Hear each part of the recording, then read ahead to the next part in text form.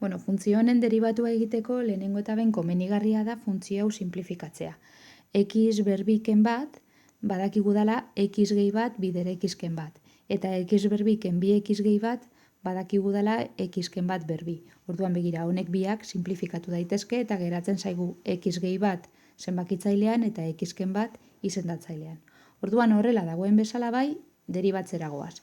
Egingo duguna izango da, berreketaren teknika aplikatuko dugu katearen erregelarekin.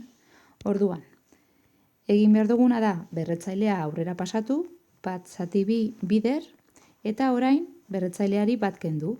X gehi bat zati x ken bat, ber, erdiaken bat izango litzateke minus erdia. Eta orain egin behar dugu bider barrukoaren deribatua.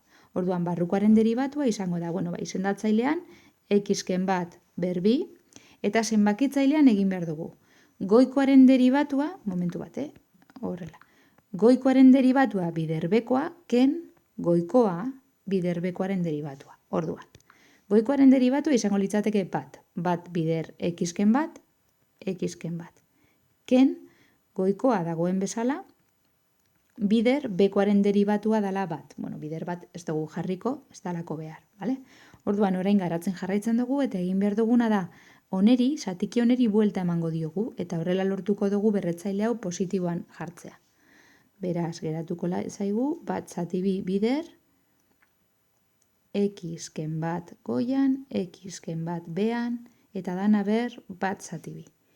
Bider, eta orduan daukagu bean xken bat berbi, eta goian xken bat, ken x, ken bat.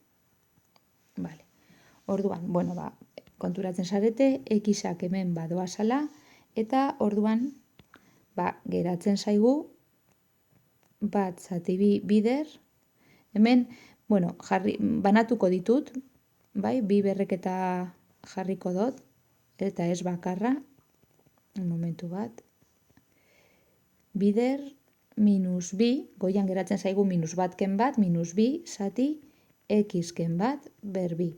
Orduan, gira, bi hau eta bi hau badoa, eta gero ere, simplifikatu dezakegu beste gauza bat, eta da, hau eta hau. Bi polinomio hauek simplifikatu daitezke, bai? Beste bideoan azalduta dago, azalduko dut barriro ere badaezpada, nik badaukat, imaginatu, a berbi, zati, a ber lau. Honen emaitza zer izango litzateke, bat zati a berbi, ez da? Zer da egin duguna? Begira, zatitzen daudenez, berretzaileak kendu egiten dira. Eta kentzerakoan non jartzen dugu emaitza? Begira, kasu honetan izendatzailean, berretzailean diena dagoenez, emaitza ere izendatzailean joango da positiboan. Orduan, kasu honetan, polinomio hauen maila handiagoa da hemen izendatzailean. Honen maila handiagoa da, orduan egingo dugun izango da, oneri kenduko diogu hau, eta emaitza jartzen dugu azpian. Bean, izendatzailean. Orduan, geratuko zaigu. Momentu bat, zuriz egin nahi dut. Geratzen zaigu, goian minus bat. Eta bean, geratuko zaigu, x gehi bat ber erdia, bider, x ken bat ber, bi ken erdia. Orduan, jarraitzen dugu, hemen izango genduan, x gehi bat ber erdia, bider, x ken bat ber, bi ken erdia, ikusiko dozu, emekate egiten badozu, ematen duela, hiru biren. Orain egingo dugune izango da, bi gauza. Alde batetik begira, jarriko ditugu biak erro moduan. Eta biak direzenez errokarratuak, ikusten dozu hemen berretzailearen izendatzailea dala biak dira errokarratuak, biak jarri daitezke erro berdinaren barruan. Orduan, egingo dugu, jarriko dugu, minus bat zati, erro, x gehi bat, bider, x ken bat berriro.